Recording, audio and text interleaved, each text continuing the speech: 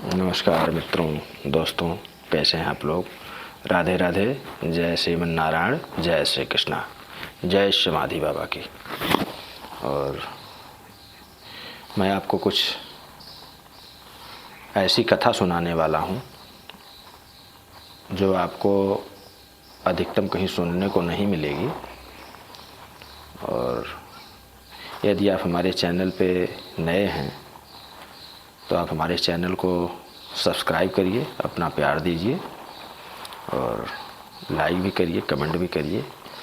और हमारा वीडियो कैसा लगता है आपको, उसको भी बताइए। हम श्री जीता दास जी महाराज जी के पावन धाम केवटला स्थान से आपको ऐसा कथा सुना रहे हैं जो सत्य है। और आपने बहुत ही कथाएं सुनी होंगी धर्म के बारे में, लेकिन मैं मनुष्यों के पापों के बारे में बताना चाहता हूँ। और जो कथा मैं सुना रहा हूँ वह गरुड़ पुराण में जो है वर्णित है। और हमारे धर्म में, हमारे सनातन धर्म में 18 प्रकार के पुराण हैं और जिनमें से एक पुराण है गरुड़ पुराण। और गरुड़ पुराण की कथा आप श्रवण करिए।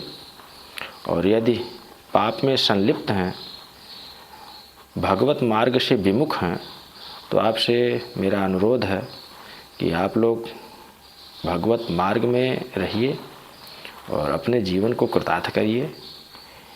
बड़े भाग्य से इस मानव शरीर का जो है निर्माण हुआ है। और मैं बहुत ज़्यादा ज्ञानी तो नहीं हूँ, बस आप लोगों के प्यार की वजह से जो है मेरा इच्छा है कि मैं कथाएं आप लोगों को सुनाऊं। और संपूर्ण गरुड़ पुराण में आपको जो है 18 दिन के अंदर प्रतिदिन आपको एक एक अध्याय पढ़ करके और सुनाऊंगा। और आप अपना प्यार दीजिएगा और हमारा वीडियो कैसा लगता है आपको वह भी बताइएगा।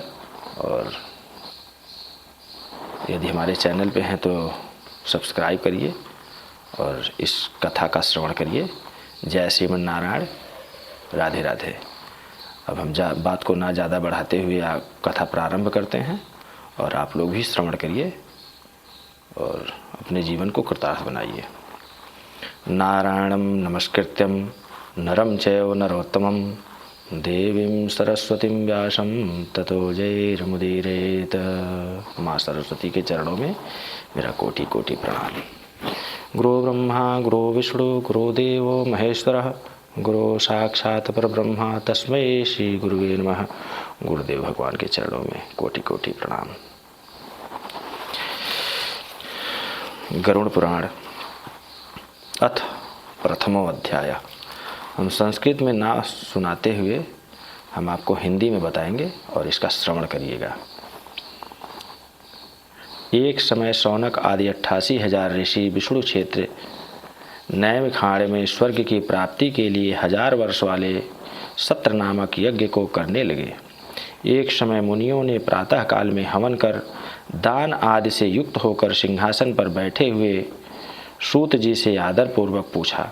ऋषियों ने कहा, हे सूत जी, सुख को देने वाले देव मार्ग को सुना, अब भय को देने वाले यमलोक मार्ग को हम लोग सुनने की इच्छा करते हैं। जैसे संसार से दुख, उससे उत्पन्न हुए क्लेशों को नाश करने में जीव इस लोक और परलोक में किस प्रकार दुख आदि को भोगते हैं, वह हम सुनने की इच्छा करते हैं। सूत जी ने कहा, हे ऋषियों, यमलोक का मार्ग अत्यंत कठिन है परंतु पुण्यवान है। पुरुषों को सुख देने वाला तथा पापी पुरुषों को दुख देने वाला है। गरुड़ ने इस कथा का विस्तार भगवान श्री नारायण जी से पूछा। श्री विष्णु जी ने जिस प्रकार गरुड़ जी से कहा, उसी प्रकार तुम्हारे संदेह को दूर करने के लिए मैं कहूँगा। एक समय बैकुंठ में भगवान आनंद से विराजमान थे। उस समय गरुड़ ने विनयान्वित होकर पूछा। गरुड़ जी ने कहा, हे देव, अनेक प्रकार से भक्ति मार्ग आपने मुझसे कहा और भक्तजनों की उत्तम गति को भी कहा। इस समय भयंकर यमलोक मार्ग को सुनने की इच्छा करता हूँ। यमलोक का मार्ग कितना भयंकर है। गरुड़ जी ने श्री भगवान से कहा कि हम उस मार्ग को सुनने की इच्छा करते हैं, वह आप बताइए। आपकी भक्ति से विमुख पुरुषों का यमलोक में जाना मैंने सुना है। गरुड़ जी ने कहा कि हे प्रभु, जो आपकी भक्ति से विमुख होते हैं वह यमलोक के मार्ग को कैसे जाते हैं हमने सुना है। हे भगवान, आपका नाम अति सुगम है, उसके उच्चारण करने में कुछ परिश्रम नहीं होता। सबके मुख में जिह्वा भी है, फिर भी वे नरक में जाते हैं। गरुड़ जी ने कहा कि हे भगवान, सभी के मुख में जिह्वा है और फिर भी लोग नरक में चले जाते हैं, तो ऐसा कोई उपाय बताइए। और जिह्वा से क्या काम करना है? सिर्फ राधा राधा, राम राम, कृष्ण कृष्ण, जो भी आपको नाम प्यारा लगे ऐसा कह सकते हैं। ऐसे नराधम पुरुषों को बारंबार धिक्कार है। इस कारण हे भगवान,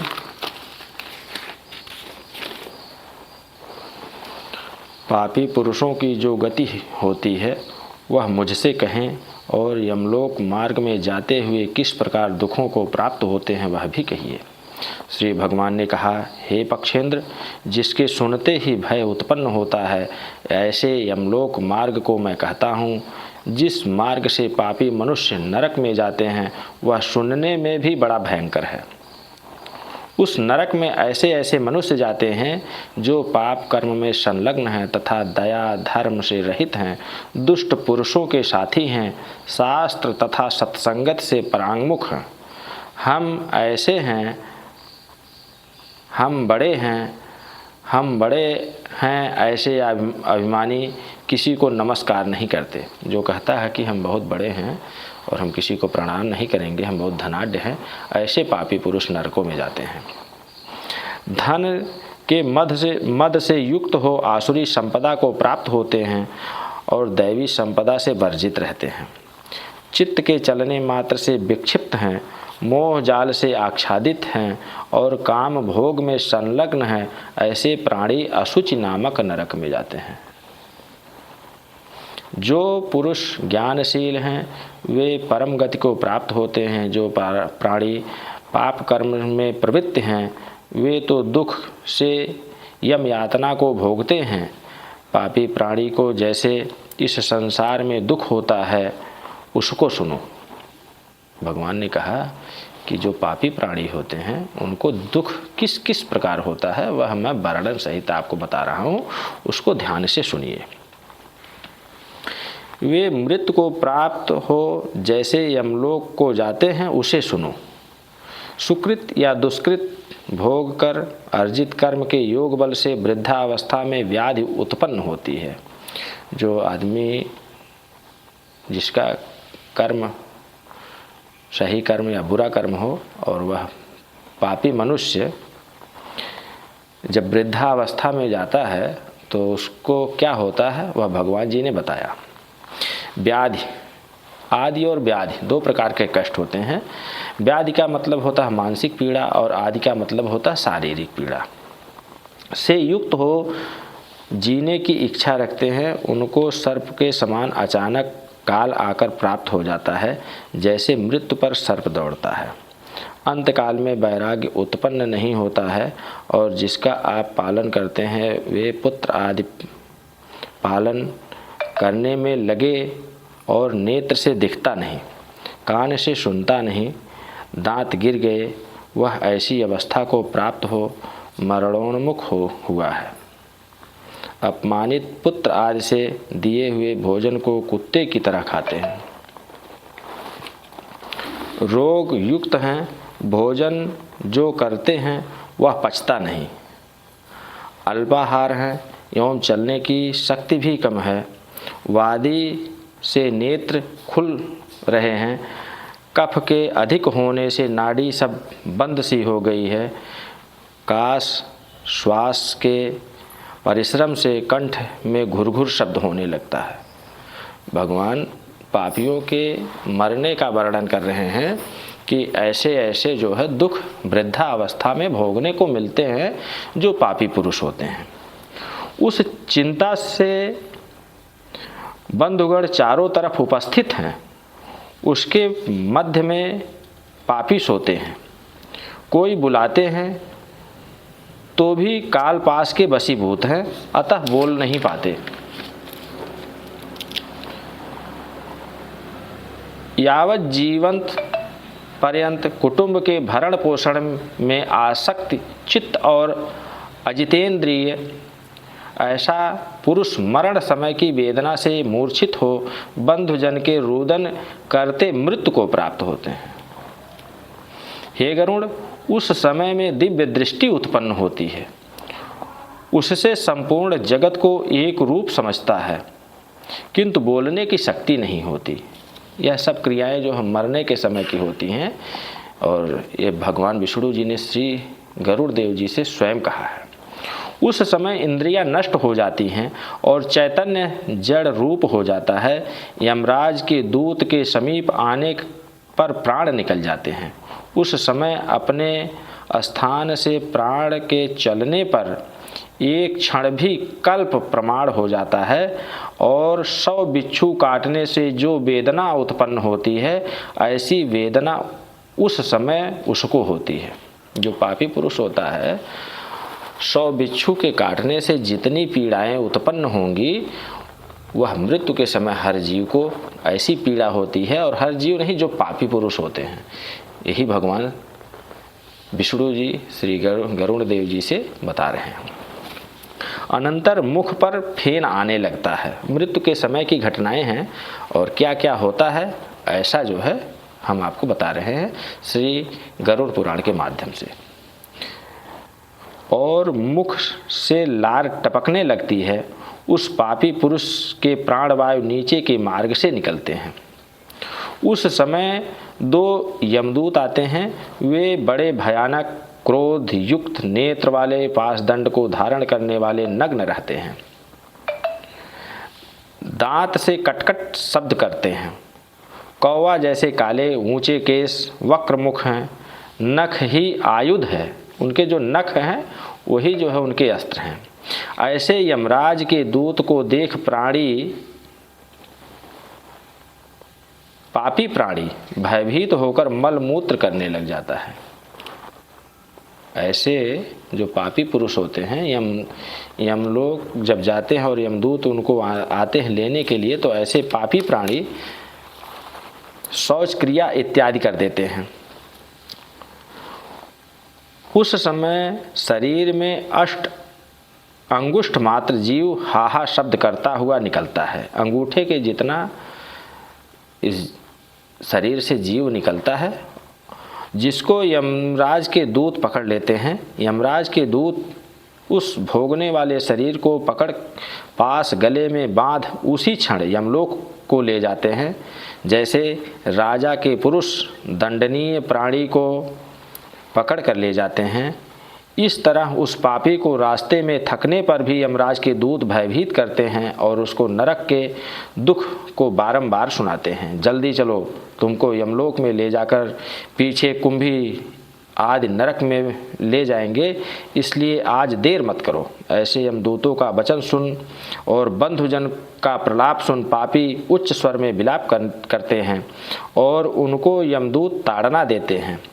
यमदूत की तर्जना से हृदय भेदन हुआ है और कंपन से मार्ग में चलते कुत्तों के काटने से दुखी हो अपने किए हुए पापों को याद करते हुए चलते हैं और भूख प्यास से व्याप्त तथा दवानल माने अग्नि, दवानल पवन की तापायमान और बरड़भूजे जैसे ही गर्म बालू, मतलब जैसे जो दाना भूजते हुए बालू नहीं गर्म होता, सेम उसी प्रकार से बालू गर्म होता है। और बड़भूजे जैसी गर्म बालू जहाँ बिछी है, इस कारण से चल नहीं सकते हैं। उस पर भी पीठ पर चाबुक की मार से चलते हैं और विश्राम के जल स्थान नहीं है। विश्राम भी नहीं करने देंगे और वहाँ पे जल भी नहीं है, जिससे पापी पुरुषों के जीवात्मा को उनकी क्षुधा तृषा उनकी मिटाई जा सके। जगह जगह श्रांत हो गिर जाते हैं और मूर्छा आ जाती है, फिर उठ खड़ा होता है। इस तरह पापी को अंधकार रूप मार्ग से यमलोक ले जाते हैं। यमलोक 99,000 योजन अलग है। वहाँ पापी मनुष्य को 2-3 मुहूर्त में ले जाते हैं। तदंतर यमदूत उसको भयानक नरक यातना दिलाते हैं। इससे वहाँ प्राणी यम तथा यम की यातना देखकर मुहूर्त मात्र में ही यमराज की आज्ञा से यमदूतों का आकाश मार्ग से पुनः अपने घर को आता है। घर में आकर स्वशरीर में पुनः प्रवेश करने की इच्छा करता है, परंतु यमदूत के पास बंधन से क्षुधा तृषा आदि से दुखित हो रुदन करता है। जब वह जीवात्मा शरीर से निकलती है तो जब यमदूत के द्वारा सताई जाती है जीवात्मा, तो पुनः आती है उस घर में और उस मृतक शरीर में प्रवेश करना चाहती है, लेकिन यमदूत के यमराज के जो दूत हैं वह छोड़ते नहीं, उस जीवात्मा को उसमें शरीर में प्रवेश नहीं करने देते हैं। पुत्र आदि जो पिंड और अंत समय में दान देते हैं, उससे भी पापी प्राणी की तृप्ति नहीं होती है। ऐसा नहीं कि जो है किसी का पिंड दान कर दिया जाए और पापी पुरुषों को जो है शांति मिले, ऐसा कुछ नहीं है। मनुष्य को स्वयं ही अपने कर्मों का भोग करना पड़ता है। पापी पुरुषों को दान श्रद्धांजलि द्वारा तृप्त नहीं, इस कारण भूख प्यास से युक्त होकर प्राणी यमलोक को जाते हैं। तदंतर जो पुत्र आदि पिंडदान नहीं देते हैं तो वे मर के प्रेत रूप होते हैं और कल्प पर्यंत निर्जन वन में दुखी होकर भ्रमण करते हैं। पिंडदान भी करना चाहिए, और नहीं करेंगे तो आपकी भी दुर्गति होगी। और यदि करते हैं तो ऐसा नहीं कि जो है पापी पुरुषों का जो है उद्धार हो जाए, नहीं, लेकिन अपने भलाई के लिए ऐसा करना चाहिए। हमारे पुराण में ऐसा बताया गया है। कल्प कोटि समय बीतने पर भी कर्म को भोगना ही पड़ता है। प्राणी नरक यातना बिना भोगे मनुष्य शरीर को नहीं प्राप्त होता है। इस कारण इस 10 पिंडदान करें। उस पिंडदान के प्रतिदिन 4 भाग हो जाते हैं। उसमें 2 भाग तो पंच महाभूत देह के पुष्ट देने वाले हैं, तृतीय भाग यमदूत का है तथा चतुर्थ भाग प्रेत भक्षण करता है। 9 दिन पिंड देने से प्रेत का शरीर बनता है। 10वें दिन पिंडदान देने से उस शरीर को चलने की शक्ति उत्पन्न होती है। हे गरुड़ जी, शरीर के दग्ध हो जाने के बाद पिंड से हस्त प्रमाण का शरीर उत्पन्न होता है। शरीर का जब दाह संस्कार क्रिया कर दिया जाता है तो 1 हाथ का शरीर जो है उस जीवात्मा को जो है प्राप्त होती है। ऐसा भगवान नारायण जी ने बताया। इसलिए वह मार्ग से शुभाशुभ फल को भोगता है। प्रथम दिन पिंड से मूर्धा, द्वितीय दिन से ग्रीवा और अस्कंद, तृतीय दिन से हृदय, चतुर्थ दिन के पिंड से पृष्ठभाग, पंचम दिन में नाभि खष्ट और सप्तम दिन में कट और गुहया, 8वें दिन से उरु, 9वें और 10वें दिन से क्षुधा तृषा आदि उत्पन्न होती हैं। ऐसे पिंड देह को धारण कर भूख प्यास से युक्त प्रेत एकादशाह और द्वादशाह में दिया हुआ भोजन करता है। यमदूतों द्वारा 13वें दिन प्रेत जैसे पकड़ा हुआ मरकट अकेला जाता है, वैसे ही वह भूख प्यास से यमलोक को अकेला ही जाता है। 13वें दिन वह यमलोक को जाता है, जिस दिन 13वीं की जाती है। यमलोक के मार्ग का प्रमाण हे गरुड़, बैतरणी नदी को छोड़कर 86,000 योजन है। जो यमलोक का मार्ग है वह 86,000 योजन लंबा है और उस रास्ते से इस जीवात्मा को नरक के लिए या स्वर्ग के लिए जाना पड़ता है। पापी पुरुषों के लिए तो नरक है और धार्मिक पुरुषों के लिए स्वर्ग है। उस मार्ग में प्रतिदिन प्रेत 200 योजन चलता है। ऐसे 47 दिन में दिन रात चलकर यमलोक पहुंचता है। इस प्रकार मार्ग में 16 पुरियों का उल्लंघन कर पापी जीव यमराज के घर जाता है। 16 दिन में 16 पुरियों का उल्लंघन कर पापी जीव यमराज के घर जाता है। मतलब 47 दिन में वह जीवात्मा जो है यमराज के यहाँ जो है उपस्थिति होती है उसकी।